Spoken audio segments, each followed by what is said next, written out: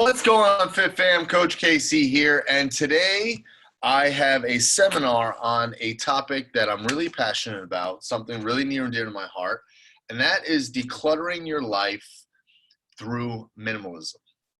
Now, minimalism gets a bad rap. Most people, there's a lot of negative connotations that go towards minimalism, like you don't own anything, you have very little possessions, and some people really take it that deep. But what I want to go over through the course of the next 30, 45, maybe an hour is really what minimalism is and how it can really help you create a foundation, a structure, a framework in your life, and you can use it to get the things you really want. Okay, so without further ado, here's decluttering your life through minimalism. Now, to start, I have to tell you what minimalism is not, okay? Minimalism is not owning nothing or having very few possessions or like you don't have any fun, you can't have nice things. That's not minimalism, okay? And once again, that's a negative connotation a lot of people assume when they hear the word minimalism. A lot of people believe like this is how you live. You basically you can fit everything, all your worldly possessions in a sack or a backpack, or you live in one of these guys. And some people do. Okay, but I'm here to show you that minimalism is this broad range of different ideas and concepts that can really help you create a framework for your life. So minimalism, in my context, is a framework of really creating like what's really important to you. And then once you map that out, it's an easy way to keep what I call keep the thing the thing. You know, you're going to define what's important to you, and that's going to create a structure so that you can live inside that framework. It's a good way to budget. It's a good way to make decisions easily because now you have created a vision for what you want, okay? So in doing this seminar, I researched what the definition of minimalism really is, and here is what I found. Minimalism is all about living with less. This includes less financial burdens, such as debt and unnecessary expenses. For many minimalists, the philosophy is about getting rid of excess stuff and living life based on experiences rather than worldly possessions.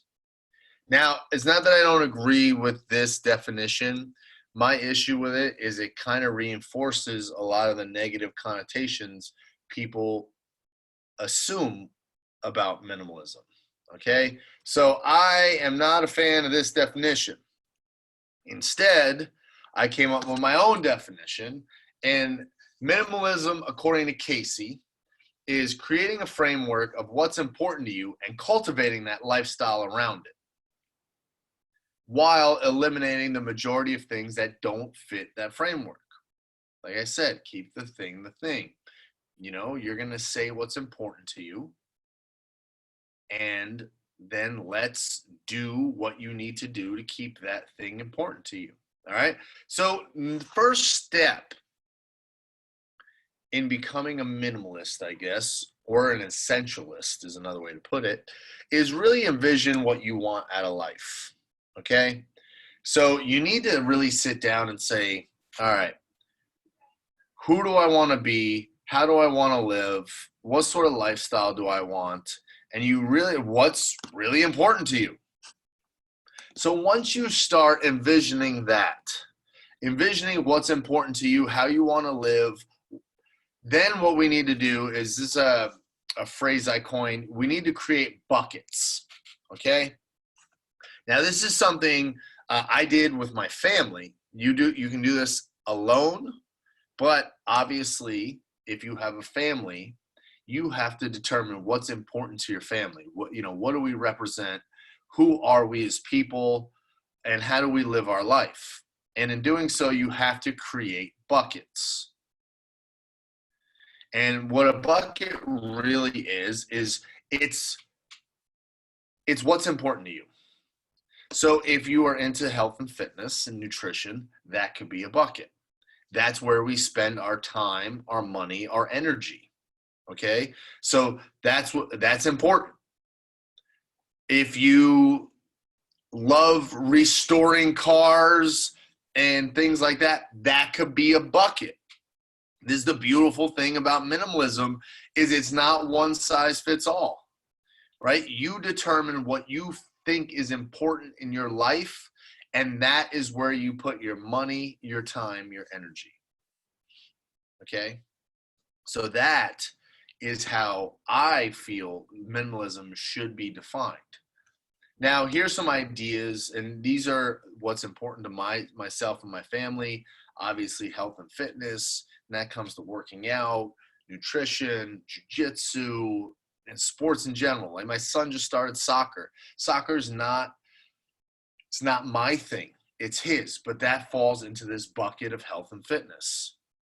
We are also a family that likes to do things outdoors and go on adventures and create experiences that way. I'm really a big believer in self-development, and that's through books, courses. I belong to different masterminds for my businesses, but also personally for personal development. And we're creative. Most of my family growing up played music, played an instrument of sorts, and that kind of has bled into my family now. My kids love music, they love art.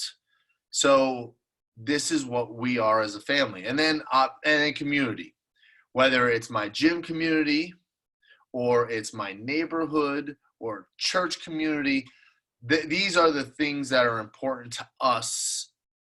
And this is what the Washak family has deemed important. And this is where we're going to focus our time, our money, our energy. Now, the reason why I chose to do this exercise first in explaining what minimalism is and defining what's really important to us is now we know what our buckets are. We know the lifestyle we want to live. We know we've envisioned the life we want. Now, a lot of times that's not how we're currently living. And not all of us get an opportunity to like move across the country and start fresh, right? So we've created this life, but it's not exactly what we want. So now what we have to do is back out of the life we created and start to work towards what we want. Because the two aren't mutually exclusive. All right, there's probably some things, maybe financially you got yourself into some debt, or you're in a job you don't like, or there's a plethora of different situations. A relationship you don't like, a community of friends that aren't serving you for what you say you want. So now what we have to do is slowly back out of that and transition our focus, our time, our energy towards what we truly want. So that's what I want to talk about now. Now that we know what we want, we have to figure out how to transition and back out of the life we've created currently, and how do we focus on getting to where we want to go. So that's how we transition towards minimalism. And now, and first and foremost, here's the thing we're going to battle. We're going to battle the lifestyle we created. Just like with nutrition, just because you say you want to lose weight and you're going to start a diet doesn't mean you're not going to crave the sweets or the sugar or the treats that you were doing up until you created that new vision for yourself. So you're going to battle. And part of that is just reframing everything. And the problem is a lot of times we focus on the things that we're excluding, right? Same thing with health and nutrition. I can't have pizza, I can't have beer, I can't have my candy if I want to get in shape. Now, if you're going to live a lifestyle and a healthy lifestyle, no one's saying you can't have any of those things, but it needs to be severely limited compared to probably what you were doing before you made this commitment to yourself. This is the same thing with what we're talking about with minimalism. You're not just going to be able, like nobody's saying you can't spend money on things that don't fit in the buckets, but you should, or time and energy, but most of your time and energy and money should go towards the things you say are important, keeping the thing, right? So this is what's really important, is we have to kind of back out of the lifestyle we created, and we got to start over. We got to just completely wipe the slate clean. And one of the things that I've really noticed is this is really hard, guys. And this is something that I've been actively working on for a few years now. And it's still hard. There's still things I see that I want. And luckily I have a support system in my wife that reminds me of keeping the thing, and reminds me, how does this fit in our buckets? And I try to maneuver and say, well, health and fitness is important, and this is going to make me happy. So isn't that mental health? And it doesn't always fly. And I'll tell you guys, if you have kids, and I have a family of four, and my kids are 8 and 5, and with creating the buckets and the lifestyle, it's easy to remind them of what we're working towards. I mean, you guys know, if you got kids and you go through like Walmart or Target, it's like a war zone. They want everything. Dad, can I get this? And so it's really easy for me to say, all right, do you want that? Or do you want to go camping? Or do you want to do another jiu-jitsu tournament? Or do you want to play soccer? So I'm able to kind of shift, like, do you want this impulse buy? Or would you like to do something you really love? And a lot of times it works. It works and get them to realize, like, you know what? I do want this thing, but I would rather do one of the, the things I say are important. I'd rather do one of those much more than this thing right now that I'm seeing and I want. So it works. And it works on me too, because my wife calls me out on it. And it's great to have that support system. So a big problem I see, and I mean, I can tell you I've fallen for this too. I bought in big purchases, like cars and things like that, because of ego. And I've done this seminar before, and I've talked about this before, but there was a time where my brother and I actually went out of business. We failed at business back in 2010. We had to basically, we gave away our gym. We didn't sell it. We told people we sold it just to save face, but we didn't get any money for it. We gave it away. And then we became employees in our own gym, really. And in that time period is when we created Fit in 42. And that changed our lives. It helped a lot of people. And in turn, the more people you help, that's how I look at money, honestly, is if financially I'm doing great, it's because I'm helping a lot of people. That's the beautiful part about what I do for a living is money can be kind of like a litmus test on how many people I'm helping. But Fit in 42 became I wouldn't say an overnight success, but it was very popular, especially in like 2010, 2011. And then on top of it, we started licensing it to other gyms. And then all of a sudden, you had these two guys who failed. All of a sudden, now we're back on our feet. And a part of me, my ego, I wanted people to know. I wanted people to know we were a success. And one of the easiest ways to do that is to buy a nice car, a nice Escalade truck. And now Casey's driving around this Escalade truck that I told this story in one of my previous seminars, but you got to understand, I lost my business. My brother and I lost our house too. Can you imagine the credit score from a guy who lost his business, couldn't pay his bills, and then lost his house as well, foreclosed on his house, and then he goes and he buys an Escalade truck? Can you imagine what that payment looked like? It's insane. And it was all just for a visual. I liked the truck.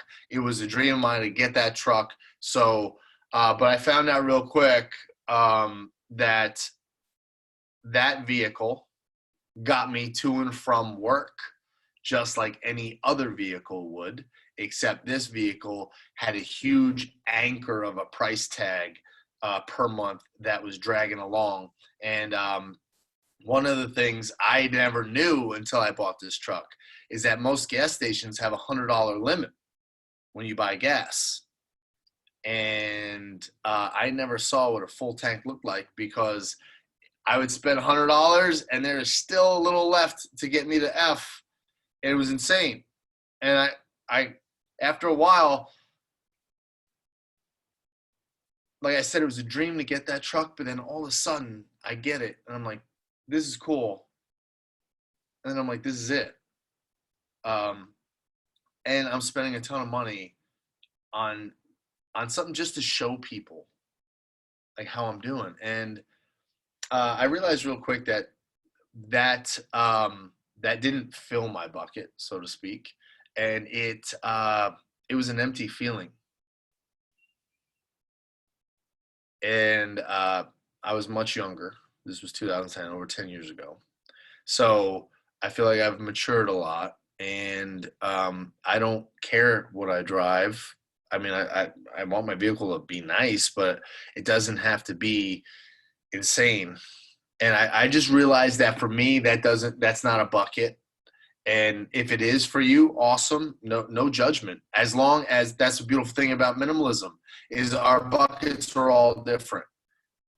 And therefore, what's important to me may not be important to you, and vice versa. But I just realized I was buying things I really couldn't afford to impress people I really didn't care about. I just wanted the world to know, like, we're back. And that I realized real quick that really didn't matter. And it didn't move the needle forward for me at all. So I feel like a lot of people do this. I've heard stories of people who buy, like women who buy those like Prada shoes with the red bottoms, right? And they just so they can wear them to work a couple times, to a couple business meetings, just to return them. It seems like a lot of effort to just get other people's approval. And I really think, like, if you're doing that, you're not living the life that you truly want for yourself. You're just trying to keep up with the Joneses. And the Joneses may not be doing like I was. I had this really nice truck and it wasn't filling me, and it wasn't I was spending a lot of money on it, money that could be better served doing other things.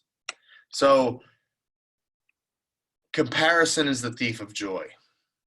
And I think if you don't have a great understanding of what you want out of life, it's easy to compare ourselves to other people and their materialistic things and the things they have and how they're living, and be like, man, I really wish I was at that point.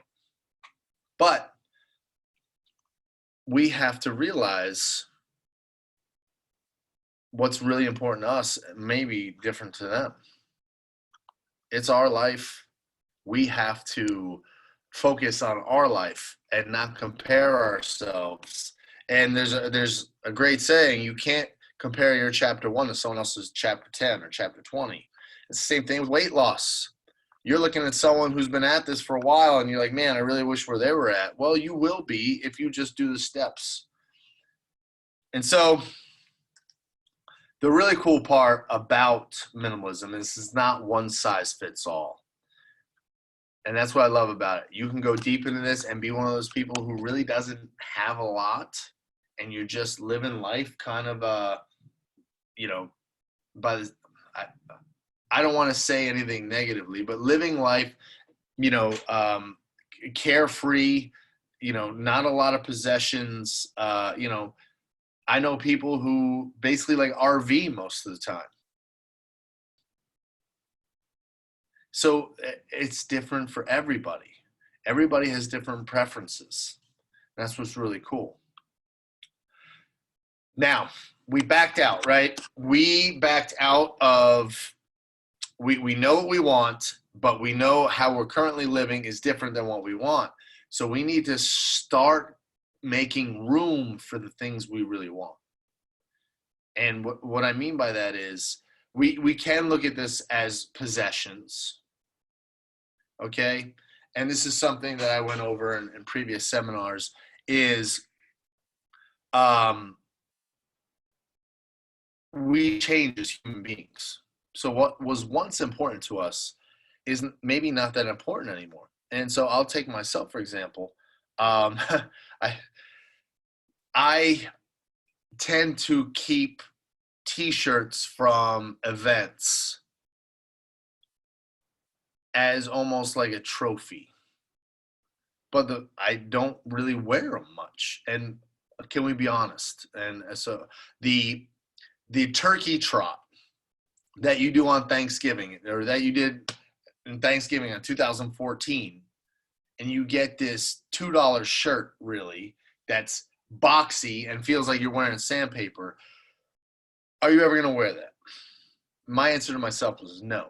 But it's, for some reason, it's really hard to get rid of.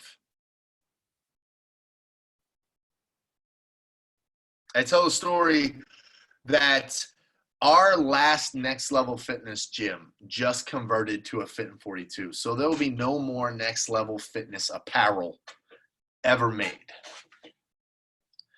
You know how much Next Level Fitness apparel I have? I have every design we've ever came out with in the last 14 years of Fit in 42 and Next Level. I have stacks of t-shirts that I can no longer wear because they got a hole in it somewhere, and they're like, they're not in my cycle now. So my idea was, like, for me, this is history. This is nostalgic. I don't want to get rid of it because this is my history of my company. So I'm going to get a quilt made.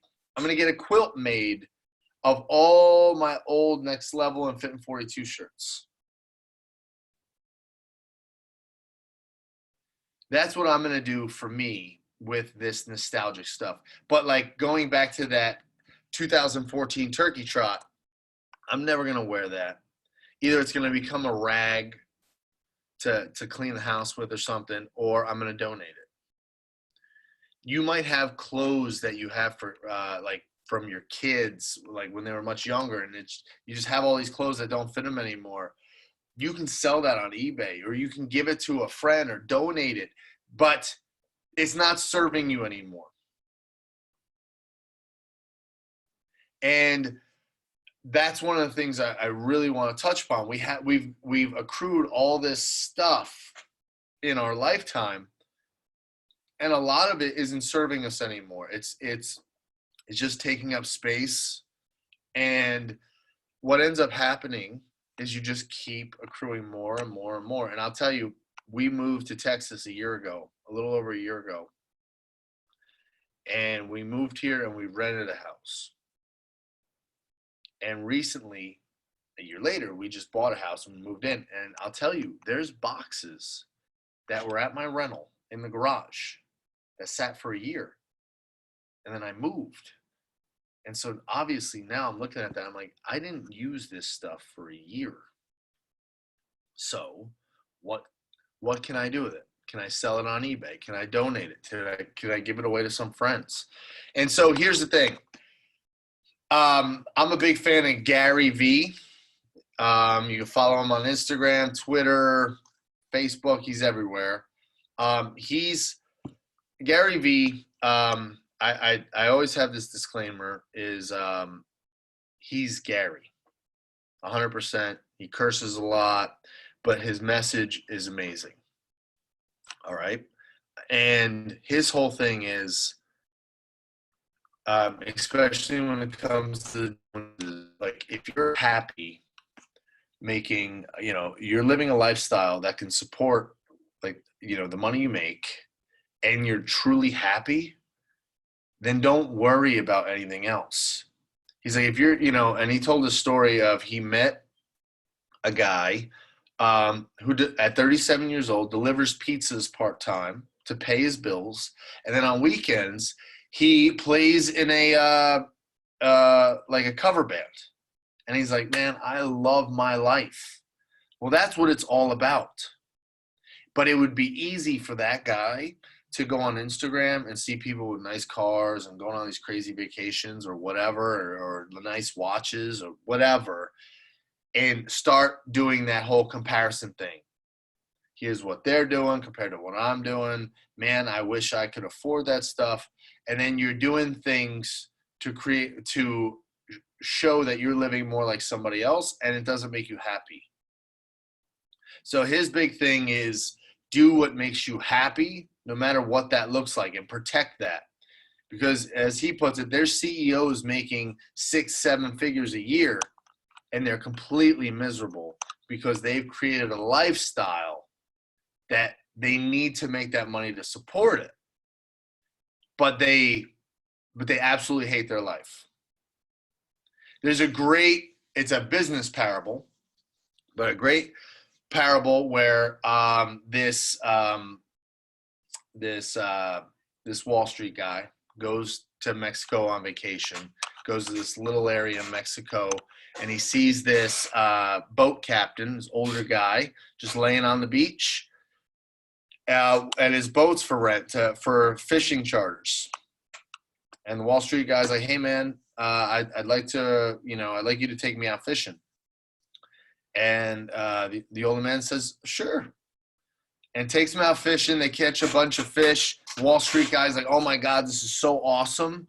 He's like, imagine if you had a fleet of boats and you were getting a cut of a commission from all those boats. You teach them how to do what you did for me, and all those boat captains are paying you. You're gonna make so much money, man. Let's do this. And he's like, so how are you living your life now? And the older man says, well, I wake up around 10 a.m. I come out here. I see if anybody wants to charter the boat for a couple hours. I'm home by 3. I have a cerveza with the wife, and we have dinner, and we watch the sun go down every night. And this Wall Street guy's like, man, we gotta create this business. It'll crush it. So they create the business. You got charters, you got all these captains, and they're all paying the older gentleman and the Wall Street guy.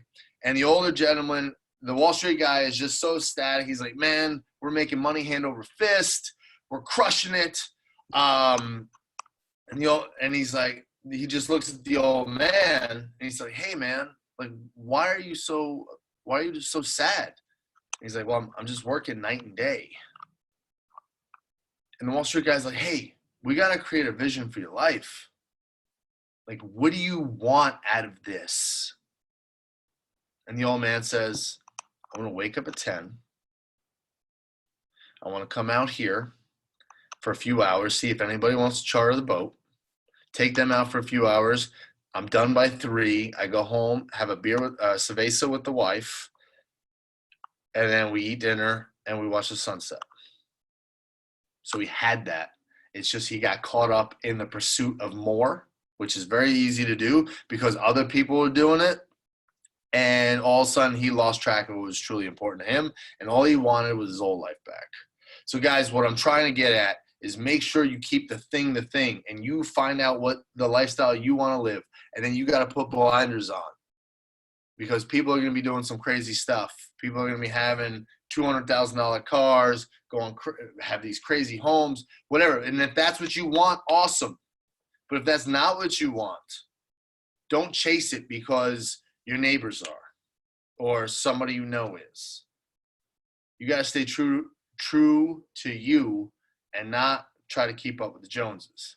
And that's, once again, the beautiful thing about Minimalism is it's not one size fits all. So start getting rid of the things that are no longer serving you. And here's something about Gary Vee. I mentioned him earlier that I really love about him is he takes these calls from people, or he meets them on the street and he videotapes everything. And these people are like, look, man, like, I don't like my job, but I have this idea for a business. I just don't have the money. And he's like, BS, you got the money. You got the money, and it's in your garage. It's in your closet. It's stuff that you're not even using anymore. So sell it. And I can tell you from firsthand experience that me moving from California to Texas and still, like I said, I got boxes I haven't even gone in. We've been selling stuff on eBay, and we made like $4,000. You have it, but it's not going to come it's not going to come in $2,000 increments. It's going to come in $20 increments. It's going to come in $15 increments or $35 increments. So it's a little bit of work, but it's there if you want to do it. Now, I've talked about the stuff you have, right? But what about the stuff we spend our money on currently? You got to go through bills and cut out the unnecessary spending. I can tell you firsthand, once again, for me, it was DirecTV. I find myself only watching a couple shows, right? And then when football season comes around, and I'm just looking at my bill, and I'm like, I can't justify for the little I'm spending watching TV with a few shows, and then football spending like $200 a month, when I can get Hulu for like, I don't know what, $10, and then Netflix for another like $10 or $14. Now I'm in it like $25 as opposed to $200 a month. So it's just kind of looking at what you're spending your money on. A lot of you guys, a lot of my members, I don't know why, but they have 2 or 3 different gym memberships. Now, if that's in your bucket, cool. But if you find that you're holding on to a $10 gym membership because you might go at some point and you haven't gone in 6 months to a year, chances are you're not going. Save that. I know it's $10. And that's, guys, that's why they make it $10. There's a psychology there. It's almost too much effort to cancel for $10. That's the psychology. Is you, in the back of your mind, you're always like, I'm going to go. And you don't go. And you're like, I don't want to spend the effort on canceling just for $9.99. That's why they do it. I'm telling you, that's the whole concept. Is it's the pain is not as bad than like a $50 membership. So start cutting out that stuff you're not using. Now there's a great app called Truebill that I talk about, that will actually list all your different subscriptions. And guys, I'm a Spotify guy. I didn't realize I had Pandora still. So that's gone. So it was just, it goes through your bills and everything, and it just shows what you're spending money on. And you're like, oh crap, totally forgot about that. Boom, gone. All right. And then 2, get rid of the stuff that doesn't fit your vision anymore. Like, once again, looking at like some of your old belongings. I can't tell you when the last time I played paintball. I love paintball. It was fun. Last time I did it was like 2012. And I haven't gone paintballing since. But I have all the gear. And I sold it on eBay, and I made some decent money doing it. And here's the thing I want you to get at. I want you to reframe things, because like I said, at least for me, a lot of things are nostalgic, right? My father-in-law gave me my paintball gun, but now it's just sitting in my garage. So maybe just kind of like this slide. This is the Toy Story box of all the toys that the kids aren't playing with anymore. Maybe I should give this away or I should sell this to somebody who can truly use it and bring it back to life. So that's a good way to reframe it, is start looking at your stuff. Like if you have clothes in your closet that still have the tag and you haven't worn it in a year, but you're like, you know what? I'm going to wear that someday.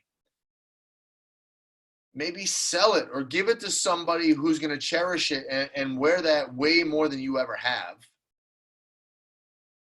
And I had to look at my rollerblades that way. I haven't rollerbladed since, man, like 20 years, but I had good rollerblades. So this is what I'm talking about, guys. Somebody out there is going to cherish these things that you are just collecting dust on your shelves. And they're going to be like, these rollerblades are the coolest thing ever. This paintball gun, man, this is my favorite thing. I go every weekend, I go paintballing. And meanwhile, selfishly, I have it on in my garage, and I'm like, someday I may play paintball again. But I haven't since like 2012. But someday I'll be ready when I do. No, get rid of it. It doesn't fit my vision anymore. Okay? So here's the thing, guys. All right. This is tough. So cut yourself some slack.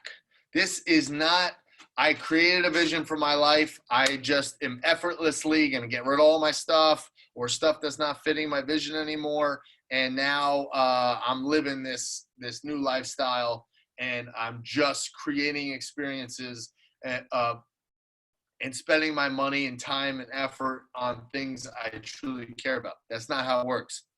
It's just like going and changing the way you eat. Just because you said, this is how I want to live my life now, I want to get healthy, I want to get in shape, and now I'm going to start cutting out all the stuff, doesn't mean that that stuff is trying to constantly get back in. And I can tell you, it's the same feeling when you're starting to try to get rid of stuff, and you're like, well, I need this. Who knows when I'm going to need this, but at some point I may need this. And so if you haven't used it in a long time,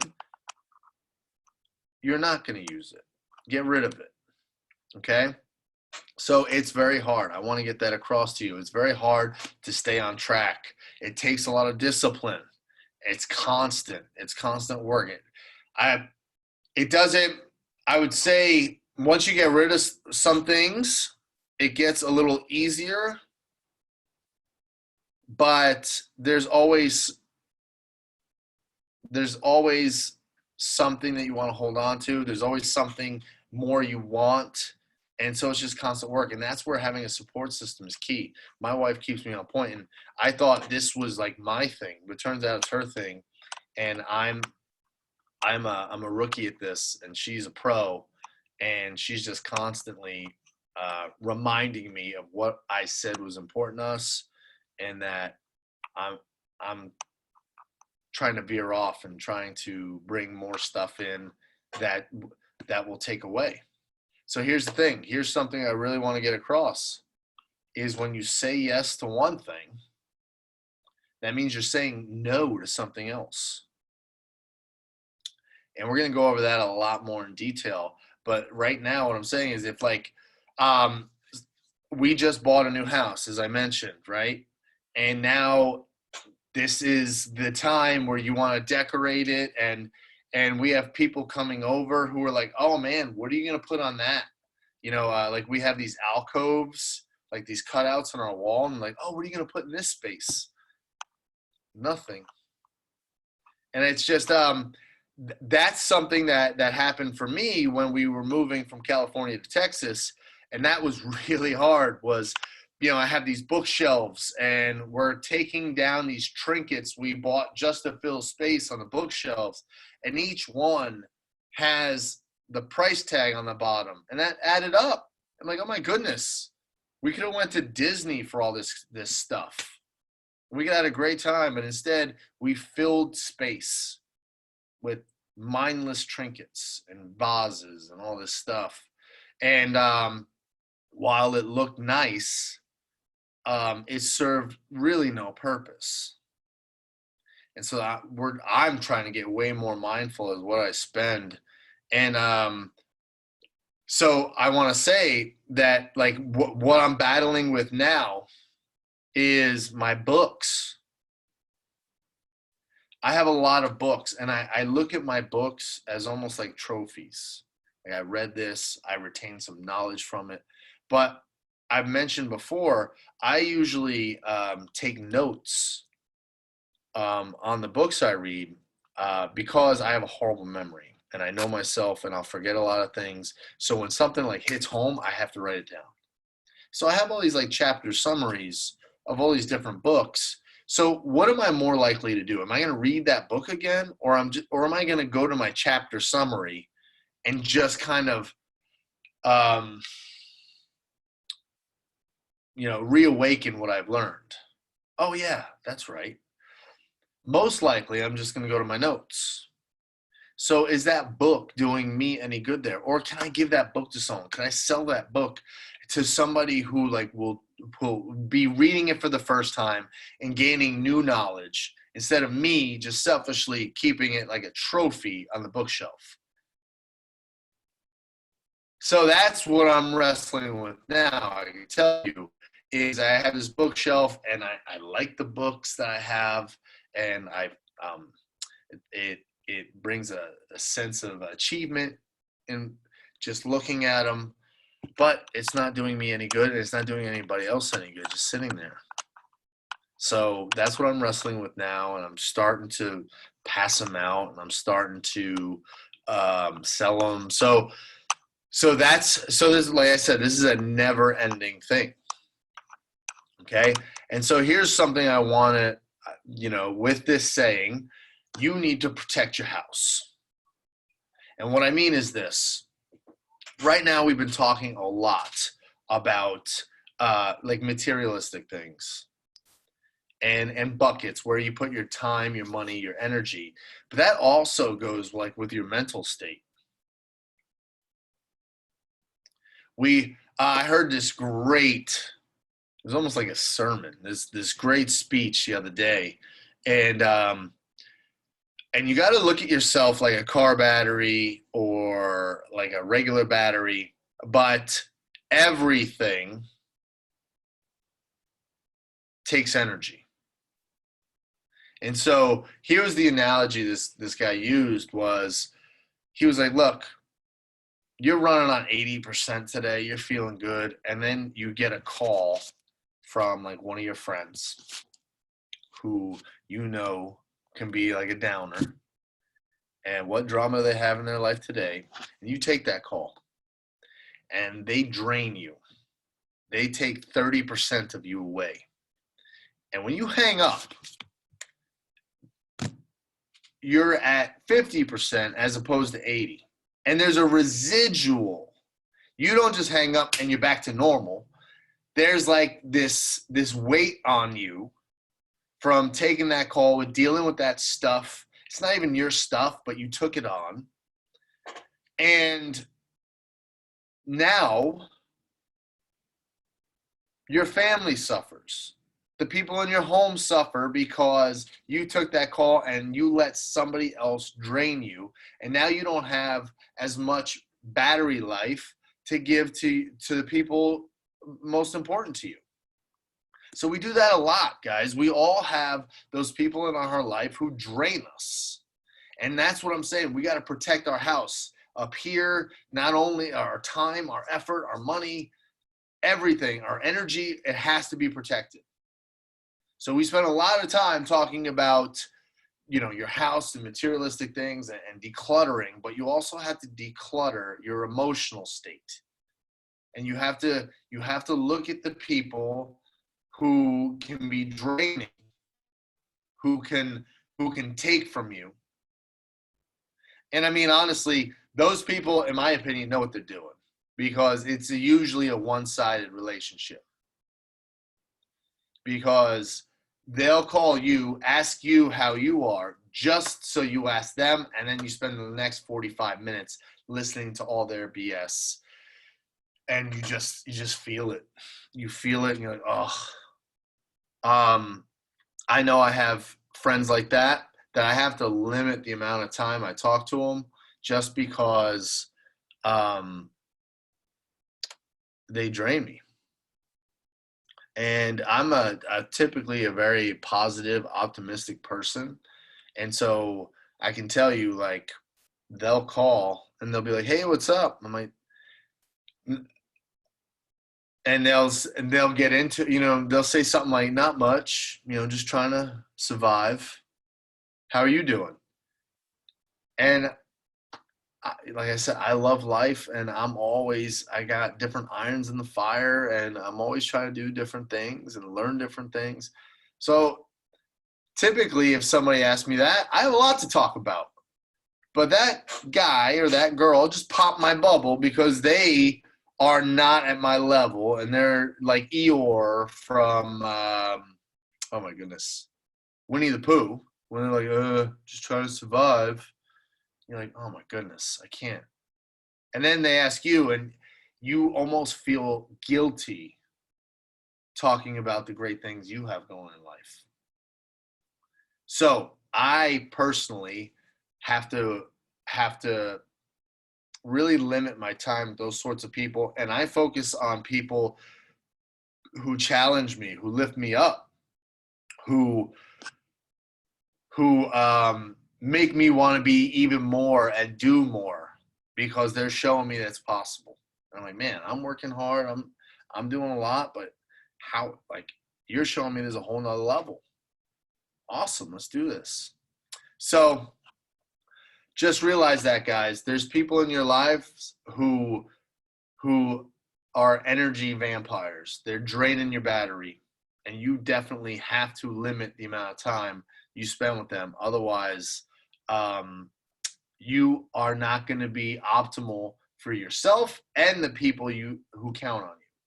Okay, so in doing so, you got to start, like I just said, start spending time with less time with negative people.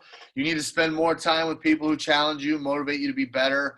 And I mean, hopefully that environment, and you're watching this, so you're motivated, you're trying to look for different avenues to improve. So this is kind of our whole mission, is to create an environment for growth for people in a positive way.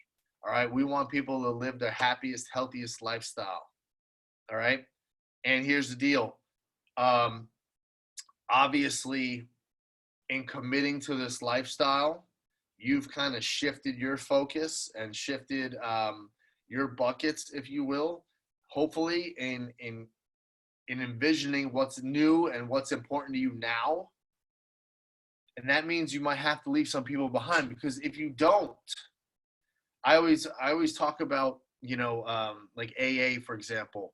You can't commit to sobering up, but hang out with the same people you used to drink with, who may be still drinking. Eventually you will give in. So you have to spend more time with the people who challenge you positively, and who are challenging you to be better in the new realm that you're focused on. And it's okay to outgrow people. There's people who come in your life at specific times, and what they're meant to do is challenge you for who you are today. And then you might outgrow them, but then there's going to be somebody else that challenges you. It's just, that's the person you needed at that point. Okay. And number 3 here, eliminate decision fatigue. So here's the thing, guys. There's a lot of decisions we make on a daily basis that are kind of non-essential. But I kind of feel like, once again, if we use that battery analogy, you only have so much energy. And if you're wasting it on kind of non-essential decisions, you're not going to have a lot for the really important stuff. So, for example, living this healthy lifestyle, we recommend everyone batch their food. Spend a few hours on a weekend and cook all your food for the week. And people are like, man, that takes a lot of time. Does it? Because typically what you would do is Monday while you're at work, you're like, what are we going to have for dinner tonight? Oh, you know what? I'll cook this. But I need to go to the grocery store and buy these ingredients. Then I'm going to go home. Then I'm going to cook it. Then we're going to eat it. And I got to rinse and repeat every day of the week because maybe I'm not pre-planning. That seems like a lot of work, a lot more work than spending a few hours saying, this is exactly what I'm going to make. Let me get these ingredients at the grocery store all at one time. Let me cook it all at one time, batch it. And then guess what? Now I'm not reactionary to food. I have my lunch. I have my lunch for work. So I'm not like, oh my goodness, I'm hungry. What do I eat? And then I start making bad decisions. I know exactly what I'm having for dinner. So I could just go home and heat it up and eat it. It seems like you spend a lot less energy if you batch.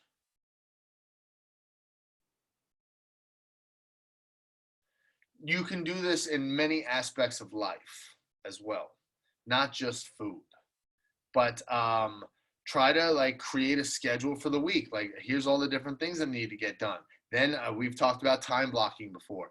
Block out periods of time. Guys, it's easy to get lost on your phone and social media. If you time block it though, you say, you know what? At noon and 3 o'clock are the only times I go on social media for a half hour. Or that's when I check my email. Instead of checking your email constantly or checking Facebook and Instagram constantly, and it just wastes a lot of time. Then, when it comes to apparel and clothes, I'm sure people have heard this before, but like Mark Zuckerberg is known for his gray t-shirt and his jeans. Steve Jobs is known for his black turtleneck and his jeans.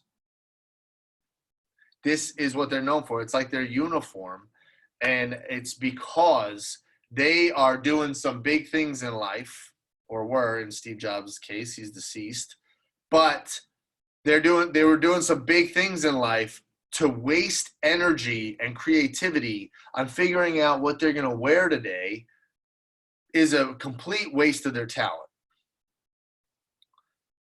So, are we doing this?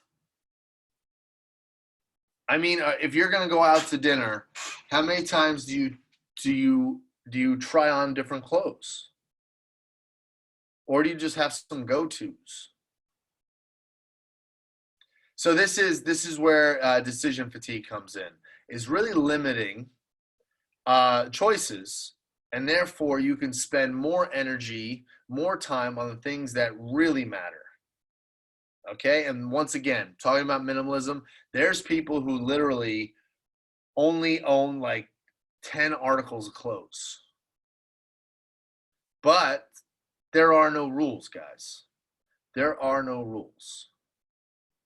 And that's, once again, that's the cool thing about minimalism, is it's not one size fits all. So if you're able to kind of whittle it and then realize, you know what, I haven't worn this in six months. I'm probably not going to wear this anytime soon. Whittle it a little more, give it to somebody who would wear it, and then you whittle it, and then all of a sudden you have just kind of like a set of clothes that you would wear all the time. Like, I have favorite t-shirts. That's kind of like all I wear. These, like, I have hundreds, but I only wear like 5. Start whittling. All right, guys, all we're talking about in this whole situation and this whole seminar is creating happiness, being happy, not wasting time, energy on money, things that aren't making you happy, that aren't creating experiences, that aren't really filling your bucket, so to speak, and making the thing the thing. These are the things that I say are important to me, so that's what I truly want to focus like 90% of my time on. And so if I asked you, write out your perfect week, I promise you, binge watching Tiger King or the Kardashians is not on that. I mean, I'm generalizing, but I'm pretty sure most people are not talking about that. When we do this exercise in Fit and 42, I never hear Netflix and chill. I'm always hearing go to the beach, play with friends and family, hike the mountains, go rock climbing with the family, go tubing. I'm hearing all these activities. And what's cool is that they tend to be all physical activities. It's just we've gotten away from them and we filled our lives with things that don't necessarily matter. And they're not things that that we deem important. It's just there's so many non-essential, non-important things that we've kind of compiled onto our shoulders that we don't have time, the energy, or the money to do the stuff we really would do. So now what this is about is wiping that slate clean and determining what's really important to us so that we get back to being happy and whatever that means to you and whatever those buckets are. Okay? So guys, that is what minimalism is all about. I hope you took a lot from this. I'd love to hear your thoughts. And so always reach out. And what I want to leave you with in this seminar is here are some of the books that I read that I really liked. And they're about different aspects of minimalism as well. It's not just about decluttering as far as like materialistic things. There's like how you live your life, how to know when enough is enough, especially when you are a ambitious person, and just protecting your time, your energy, your creative juices for what's important, the stuff you want to create, as opposed to like we talked about decision fatigue. So here are 4 of the resources that I truly like that I would recommend to anybody.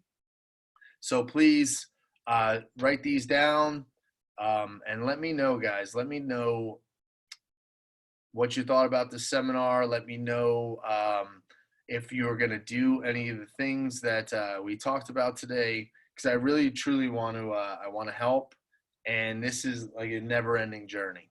So I'm about 3 years in and I'm still a rookie at this. I'm still slowly going deeper and deeper into this, but it's truly worth doing.